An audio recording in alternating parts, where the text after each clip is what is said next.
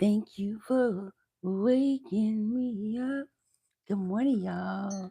Get your coffee. I got my coffee, y'all. It's early Friday morning. Happy Friday. Thank you, Jesus, for this cup of coffee. It's delicious. I'm going to get through this Proverbs reading before my coffee get too cold. Welcome in, y'all. Before I go on a tangent and a rant about my coffee, I'm grateful for my coffee this morning. I'm grateful that you are here. Welcome in, everybody. Good morning. It's Friday. It's Friday. It's June 27th. Today is the 27th. So y'all know that means that we're reading Proverbs 27. Good morning, good morning. Welcome in. Get your coffee. Whenever you catch this live, grab your favorite drink. Good morning, Trent. Happy Friday, baby. We're getting ready to read Proverbs 27. I'm excited. I'm in my office. I got my coffee. I'm just excited about this day. How you doing today, baby? I'm excited about what the Father is going to do. I've been up early praying, and so I said, you know what? Let me come in here with my coffee, with my word, and let's read the book of Proverbs together officially for the first time. Normally, I read it before I go live, just so that I can like kind of just grab some commentary. But today we're gonna do this together. And so whenever you come over and you hear the recording, grab your favorite drink, get in your favorite spot, grab your word, and let's read the 27th book of Proverbs together. I'm doing good. I just woke up. Well, I hope you have a fantastic Friday. I'm doing well. Today is a good day. And so I'm excited. I'm grateful for this cup of coffee, right? It's the small things, right? I got me some coffee. The weather looks good. I'm looking forward to going outside and just getting in the weather today. Maybe taking a walk as opposed to going to the gym because your girl done got back into the gym every day now. So I'm just trying to keep it right? Mind, body, soul, and spirit. A little bit of everything. What you planning to do today? While I'm talking with Trinity, y'all, let's get into today's Proverbs. As y'all know, this is Bible with Barbara. I show up here every day. We read a proverb together. The proverb correlates with today. And so, like I said earlier, today is the 27th. So we're reading the 27th, the proverb. And then I highlight what sticks out to me most. And then we make that the proverb verse of today, which I then go over to TikTok and Facebook and I elaborated on it more. So thank you for joining. If you come across this recording later, get your word, get your coffee, get your drink, and get into today's proverb. Again, y'all know I like to tell y'all which translation I'm reading because I carry between multiple translations. So today I'm reading from my actual computer. I'm going to be reading the Berean Standard Bible. Probably go to the Asian market. I've never been to an Asian market. What is that like? I have to find one here in Florida. But today I'm reading the Berean Standard Bible, and I'm excited about it because I've never read that version before as it relates to Proverbs. And just from reading the first couple of verses, I kind of like it. It's a real cellular level, if you will, simple words. So it's really good for somebody who's really just starting out with reading the Bible. So y'all, let's get into it so that we don't be here long. So again, we're reading Proverbs 27, and we're talking about not boasting about tomorrow. This particular Okay, Proverbs 27 is giving us some more warnings. It's about practical wisdom for navigating life. It's so fun. They have different intentional foods. I'll send you some more information. Do that. I appreciate it.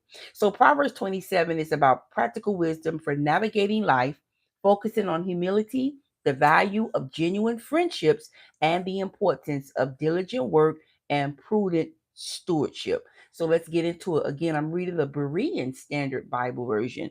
That's the first for me. So let's go ahead and get started. Do not boast about tomorrow, for you do not know what a day may bring. Verse 2, let another praise you and not your own mouth, a stranger and not your own lips. I think we read that somewhere in Proverbs before, right? Let somebody else praise you. Avoid self-praise. That verse is right to the point. Avoid self-praise. Verse 3, a stone is heavy and sin is a burden. Ooh, have you ever been walking in sin? You know how burdensome it can be. It can be very tiresome, right? It forces you to do an exercise. But aggravation, watch this contrast. But aggravation from a fool, it outweighs them both. Whoo, that's tough. Aggravation from a friend outweighs them both. It's more grievous and intolerable as being without cause. Come on, come on. It says it's intolerable for some of us. So don't be that type of friend. Don't be that type of friend. You don't want to impose hardship on your friend that it becomes so much so that it's heavier and more burdensome than that person trying to get through sin. And I don't know if you've ever tried to walk through sin, but it's a whole situation. Wrath is cruel and anger is like a flood. But who can withstand jealousy? Jealousy. Jealousy brings on what? Anger and wrath. It's like a storm. Y'all, y'all already know I talk about Proverbs coming to get you together, not nobody else, you. And I always admit it's something I'm talking about even on my TikTok. We're gonna be talking about that today when I go live. About dealing with a lack of self-control and how it goes, it correlates with jealousy and anger. And today, verse 4 is saying it's like a storm. You know how a raging storm comes in? But what happens when the storm passes? It's calm. And then you have a time to reflect. That's the same way it is with anger and rage with us. After we become so angry, we become so mad. And then once it passes, we begin to say, oh, that was a lot. Was it even worth it? Hi, D Sanchez. D Sanchez. Why did I even allow that situation to go there? Why did I allow it to get me so upset? Envy or jealousy is more unpleasant than the simpler bad passions. Envy is worse than both of them, particularly because it's more unjust and unreasonable and as not caused by any provocation. So sometimes you just go off and you jealous and you jealous because of things that you're dealing with on the inside, right? Some things that you need to deal with, right? Jealousy can cause you to go into rage and to be angry. But who can withstand jealousy? Who have you ever dealt with jealousy? You got to ask yourself that. I know I got my hand up. I surely have, and it's an ugly, dark place to be, right? That coffee's good, y'all. Verse 5: better an open rebuke than love that is concealed. Now, I do want to admit I started looking it up because I wanted to know specifically what it meant by then love that is concealed. So, better an open rebuke. So, we know that this part of the verse is highlighting the importance of direct and honest communication, even when it involves pointing out someone's flaws or mistakes. So, if you got people in your life and friends and family members who you trust and you love, you need to be receptive to them pointing out, right? Out of love, in love, right? In a loving way, your flaws or mistakes. But watch this. It says, but an open rebuke is better than love that is concealed. So it's contrasting love that is concealed. So I said, what is that? A love that is healed is a love that doesn't address shortcomings. It can be detrimental as it allows problems to fester and potentially cause greater harm in the long run. So just imagine yourself in a relationship and or friendship where you offend somebody. They really don't like how you said something to them. They don't like the way you moving.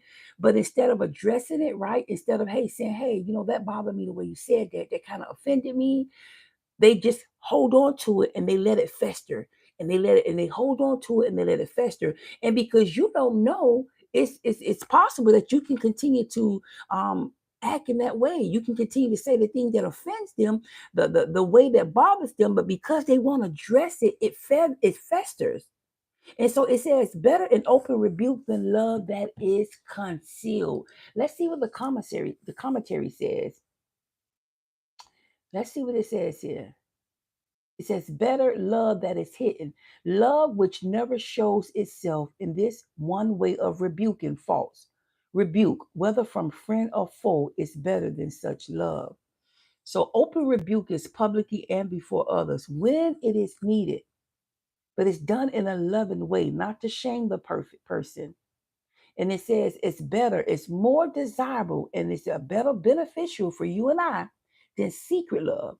Secret love hides it secret love which lies hidden in the heart and does not show itself by friendly actions, and particularly by free and faithful reproof, which is a principal end of a friendship. Ooh, open rebuke is better than secret love.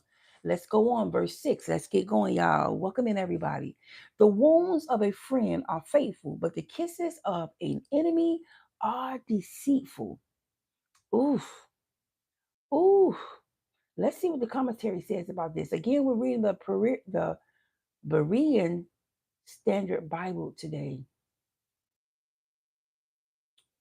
Faithful are the wounds of a friend, but an overload of kisses from an enemy. Mm. They are flattering and they seem friendly, but the kisses of an enemy are deceitful. They flow from a deceitful heart and not to be confided in, as the kisses of Joab and Judas. Oh, come on. That brought it home for us. That brought it. Come on now. You know Judas betrayed Jesus. Oh, that brought it home. Okay. Okay. Okay. Okay, y'all. I was getting caught up in secret love. Okay. Okay. So let's get on to verse 27. I was getting some more commentary here. The soul that is full loathes honey, but to an hungry soul, any bitter thing is sweet.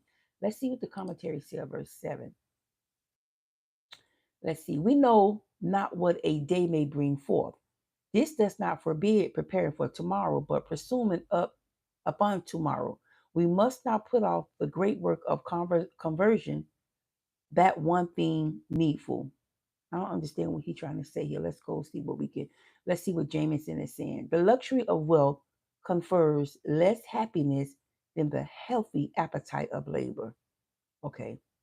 So the full soul, a man whose appetite or desire is fully satisfied. Let me see if I can get a better, simple understanding. Okay, the full soul lotes in honeycomb, which is sweet, which is tasteful, but to the hungry soul, every bitter thing is sweet. Okay, so let's keep going. Verse 8, like a bird that strays from its nest is a man who wanders from his home. Y'all know I'm going to go into that and see what that's talking about. Ooh, ooh. Okay, let's keep going, y'all. Hold on. I just want to see what the commentary for that says. A man that wanders from his place is like the wandereth forth as an exile that has lost his home. On the contrary, Job's hope that he would die in his nest. Let's see. Let's get some better commentary. Such are not only out of place, but out of duty and in danger. As a bird that wandereth from her nest, so is a man that wandereth from his place. You're in danger. You're in danger. There is no safety outside of your home. Stay within the confinements of your home with what you know. Ooh, y'all, let's keep going. Again, if you're just coming in, I'm reading Proverbs 27 today, and I'm actually reading for the very first time the Berean Standard Bible. So we're reading commentary as we go along. Or an incense bring joy to the heart, and the counsel of a friend is sweetness to the soul. Do not forsake your friend or your father's friend, and do not go to your brother's house in the day of your calamity. Better a neighbor nearby than a brother far away. So you're not running to talk about your problems at home to your family. Why?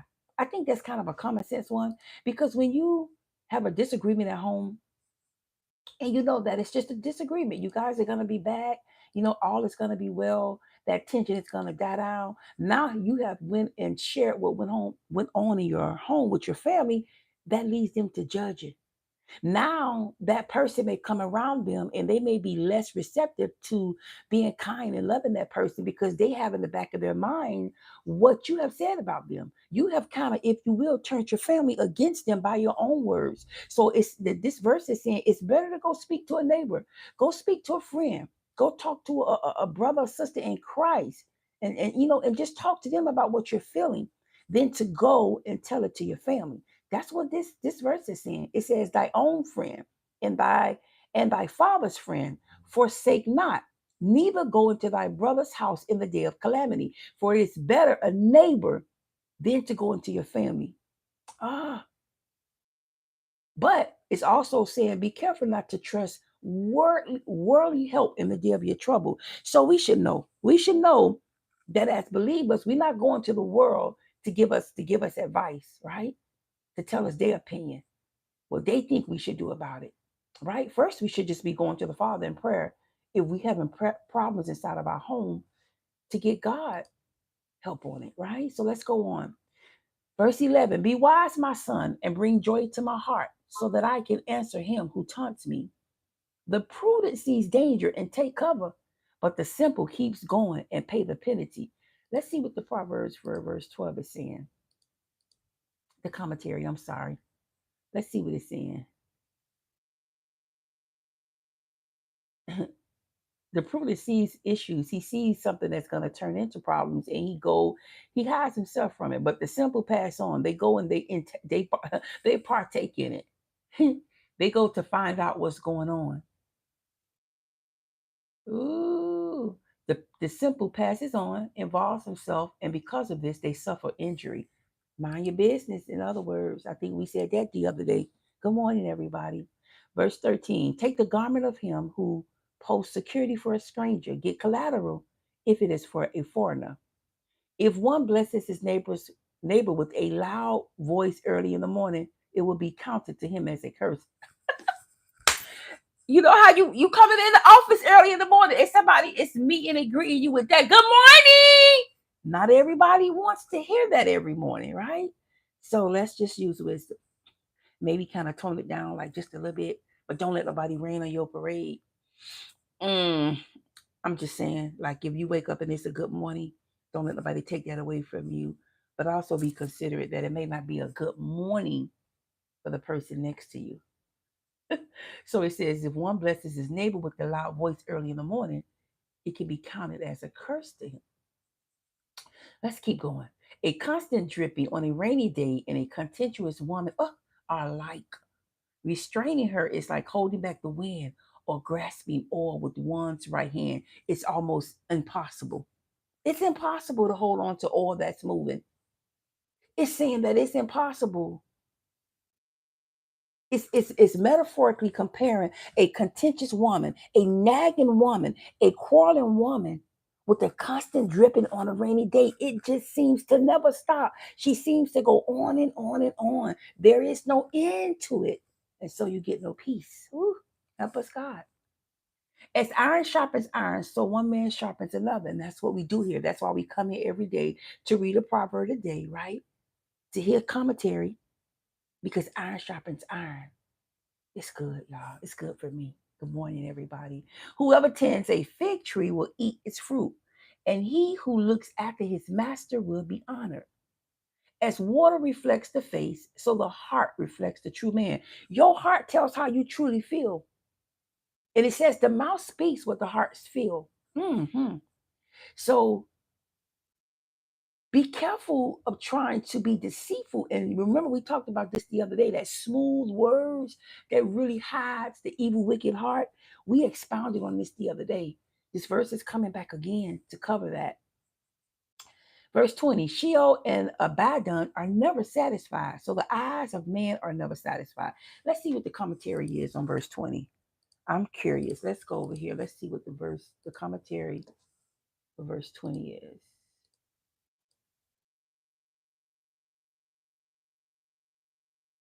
The eyes of man are never satisfied. Is that that's one of the lusts of that's one of the spirits of the lust of the flesh. Yeah, Ecclesiastes 1 and 8 and Ecclesiastes 4 and 8. God would thus teach us that in himself only can man find complete satisfaction. So man's eyes are never satisfied because we're always letting our eyes, what we see, guide us, right? We want more. We cover what we don't have. We will never content with our daily bread, right? Our daily bread, which is what God gives us each day. What God gives us is enough for us. But because we're looking with the eyes, It says that we're headed for destruction because we're never filled. But this verse is calling us to look to God for complete satisfaction because in actuality, He is the only one that can completely fill us. When we continue to look to the things that our eyes see, these carnal eyes will never ever be satisfied. Will never ever feel as though we have enough. Ooh, ooh, ooh, that's good, y'all. Hell and destruction are never full. Oh, so the eyes of man are never satisfied. That was really good. Oh, yeah, yeah, yeah. So we have to pray and ask God to help us to be content. Verse 21, a crucible for silver and a furnace for gold, but a man is tested by the praise accorded to him. Though you grind a fool like grain with mortar and a pestle, yet his folly will not depart from him. Let's see what 22 is saying to us. Let's see what 22 is saying to us. This is good. This is good. That though thou should bray a fool in a mortar among wheat with a pestle, yet will not his foolishness depart from him. Let's see what else we can get. Though he's bruised, he still would act in his foolishness. His foolishness will not depart from him. Come on. Oh, come on, let's see what this is. So to bray, B-R-A-Y, is to pound or beat. So even when you beat him and he's bruised, even though he endures the pain, he still operates in his foolishness. Ooh. The folly and wickedness of some men are so incurable that though unto reproofs and chidings and threatenings you should add stripes, they beat, even though they're beaten, and even though they endure blows, they would not grow. They do not take to wisdom. Ah, come on. Come on. We cannot be out here living foolishness. Ooh, ooh, ooh, ooh. Verse 23. Be sure to know the state of your flocks, your people, and pay close attention to your herds. For riches are not forever, nor does a crown endure to every generation. When hay is removed and new growth appears, and the grass from the hills is gathered, the lambs will provide you with clothing, and the goats with the price of a field. Verse 27, you will have plenty of goats, milks to feed you for your household, and nourishment for your maid servant. So, y'all, again, so let's do an overview of Proverbs 27. It was talking to us about practical wisdom for navigating life, right? And so this particular chapter is simply teaching us about humility, friendship and relationships, and practical wisdom, right? It's giving us guidance on various aspects of life, including consequences, facing consequences when we continue to live in our folly ways and we continue to have uncontrolled anger. It's talking about encouraging diligent work and responsible stewardship, using the example in the last few verses, talking about tending to your livestock, which is your people, those who God has placed you in charge of. The impact of praise, explaining how praise can reveal a person's true character, whether they are vain, whether they operate in pride, whether they are weak, or whether they are wise. And then we talk about the importance of home, recognizing the need for a place to belong and a place to be cared and to be loved. Y'all, this is going to conclude Proverbs 27. Thank you, everybody, for coming in and joining me this morning. I don't know whenever you may hear this reading of Proverbs 27, but I pray that it will bless you just as it has blessed me as we read it. Join me here daily. Subscribe, hit your notification bell so you can catch me when I go live. If not, this is the reason why I record it, because it will always be here so that you can always come over, read it live with me, and hey, we can do some own commentary. Leave me your commentary in the comments and tell me what verse stuck out to you. I'll see you guys over in the TikTok world where we will expound on what verse stood out to me as we go over the Proverbs verse of today over on TikTok. I'll see you guys tomorrow. Have a beautiful, blessed day.